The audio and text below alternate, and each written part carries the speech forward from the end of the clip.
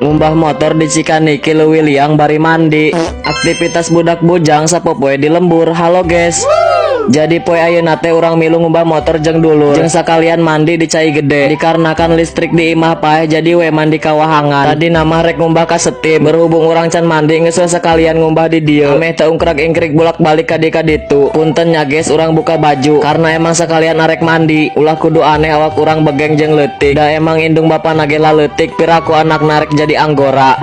Ieu urang keur guyang di cai tiba-tiba anu micen sampah sembarangan di jembatan. Para duanya jelema teh lainna ulah oge micen sampah ka sungai. Deui nage nyaho aya jelema keur mandi. Lanjut ieu urang keur sasabun bari kuku cuprakan gupak di cai. Sok inget nostalgia urang masih baheula. Lamun ngojai di cai teh sok bari ngompol. Beuh meuni pelem hanet-hanet gimana gitu.